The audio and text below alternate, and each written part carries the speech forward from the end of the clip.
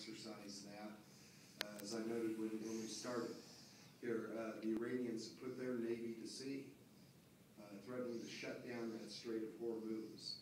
And the challenge, obviously, would be, if they get nuclear weapons, you will see the entire Middle East go nuclear overnight, where everybody will have them. And what's the impacts here? Even if a weapon is not fired, the uncertainty that creates in terms of the world oil supply, we'd see, I think, we're already seeing spikes right now on world oil markets. We are all paying for it at the pump. We just filled up our truck, paid $81, and started with a quarter of a tank to be able to fill that up. The fear that will inculcate, I know we all share this. None of us want to see a conflict. I do not want to see American men and women on the ground in Iran. The Israelis, I think, had the opportunity to be able to go over to Israel this August. They understand the threat. And we're talking about it months and months ago, that it must be dealt with. And this is something that I think we've got to truly think through. What the costs of being able to do this, would be truly enormous. The costs of doing nothing might even be higher as well. And so I think you can count on the Israelis, but just given the temperamental nature of the Middle East, we see the challenges that are faced there. You just saw rockets being exchanged for 3-4 days over the Gaza Strip. They finally called a little ceasefire. That did not happen until Mubarak fell in Egypt. That's when the first strikes started coming across, when the Islamic Brotherhood effectively took over control of Egypt. And so this, again, in the interest of the United States of America, I'm a big supporter of Israel, and will stand behind that. But in the interest of the United States of America, again, I think it speaks volumes to, should we develop an American energy policy so that we are not at risk in terms of our economy, our ability to be able to keep our infrastructure going in the event that the Middle East has some ongoing challenges. So this is its problem, and I wish I had a perfect solution for it. I've got deep and great concerns over what's going on over there right now, and have a fear that one of these mornings we may well wake up and something has already happened. That again, I think this is where our leadership in our country, going back to 1979, Jimmy Carter, and I don't give him a lot of accolades, but he had it right. We should move to energy self-sufficiency in this country, and we pulled back as soon as the OPEC started dropping their price, and our gas became cheaper, and then all of a sudden we said, well, it's not really that important. Well, let's look at the T. Boone Pickens plan. Let's develop these resources responsibly. Let's put in my hydroelectric bill, which will take stress off of the grid. If we can generate as much electricity as the Glen Canyon Dam out of our ditches here in Colorado, we can develop that plan, but it's going to take a true national commitment out of this country to be able to achieve that goal. And these are long-term fixes, but if we'd started in 1979, we would have already been there. Anybody have any other questions? I'm in some ways much more concerned with how President Obama wants to transform our country and how well he's done it so far. He seems to think that everybody wants a handout. Everybody needs help from the government is the answer to everything. Do you people in the Congress ever talk about this? Do you have any suggestions on how we can get across to the people that are still asleep that there are things happening that are changing our country that's going to make it very, very difficult to do things the way we used to, with integrity and our own individualism, etc.?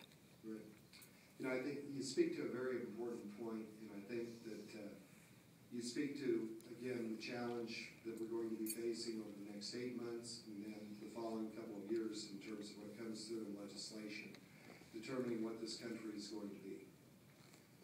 President has made it abundantly clear of expanding government, growing government, creating more government programs.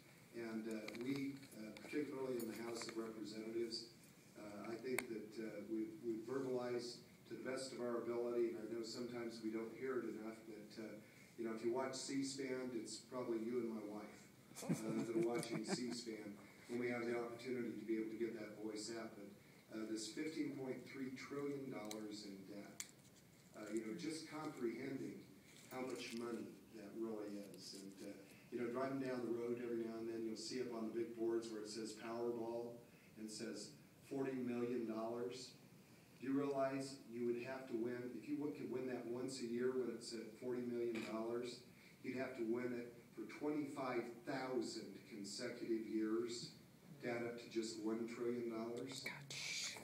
That's how much money it is. And we've stacked up $15.3 trillion. We've authorized another $1.2 trillion. And the challenge that we really face right now is we aren't having revenues come in. First of all, we know we've got to be responsible with our spending. We've got to be able to reduce the size of government. It cannot be all things to all people. And that's effectively what has got us in the situation that we are. Washington used to be the candy store. You would walk in, and we've got a program for that. We've got a grant for that. And we effectively were broke. And now it's having a business-like fashion to be able to work our way out of this. And I think one of the best things we can actually look at, this was a statistic I heard just this last week, and I've got to actually verify, but I don't think it's too far off of mark. When you look at Congress as a body, and I'm talking the House and the Senate, only 17% of us have worked in the private sector. Whoa. Only 17%. So we need to have some people that understand the business model. You aren't going to be able to fix it overnight, but you've got a business plan, how you're going to get this worked out, and then you stick to the plan. If you need to make some adjustments, you make some adjustments, but approach it in a very business-like fashion.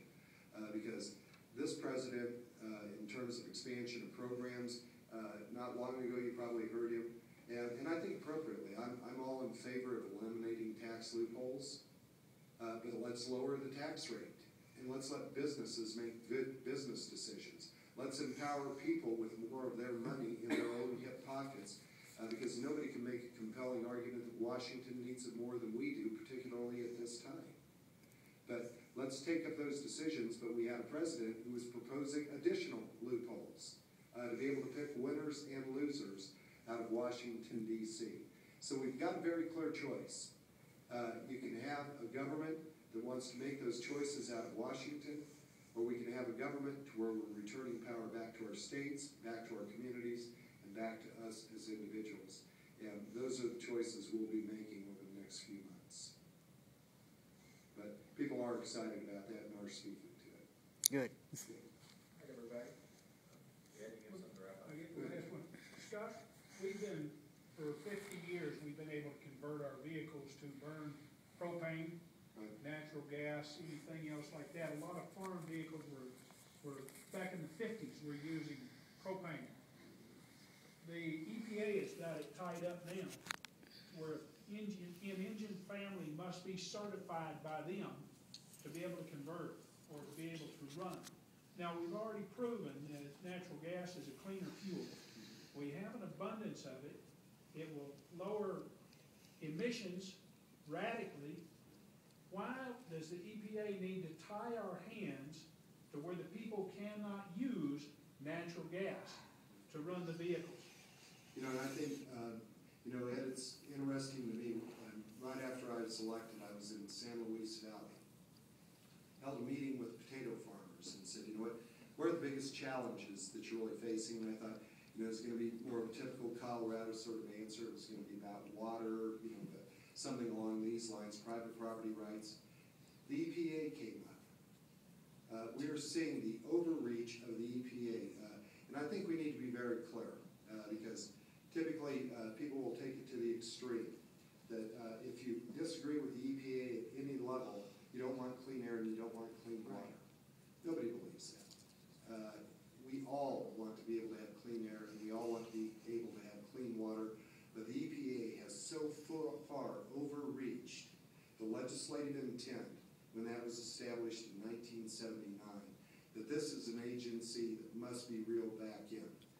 When we look at a few things that happened in this last Congress that are sitting on the doorstep of the United States Senate right now, we pulled back a lot of provisions, a lot of funding out of the EPA in terms of the overreach. We had Director Jackson before the Ag Committee, and her comment in front of the Ag Committee was that she couldn't do her job because of all of the Oversight Committee meetings that we were calling her to, and we thought we were doing our job at that point.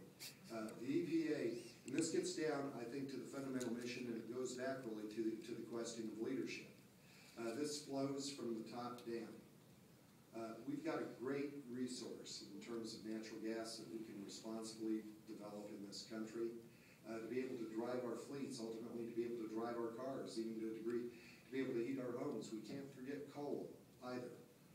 Come with me up to Craig, Colorado, and I'll show you blue skies and a coal-fired power plant, and an entity that is able to produce a kilowatt of energy at 8 cents for 1 kilowatt. Yes. Wow. So let's support that, all of the above. Even with the piece of legislation that I put through, that Hydroelectric and Jobs Act, Small Hydroelectric and Jobs Act, you realize the administration put out the word that they opposed my legislation. Yeah, Why? sure. Because I'm stripping away unnecessary regulation to make it cost-effective for our local water districts to be able to make that determination. So the EPA is an agency that is out of control.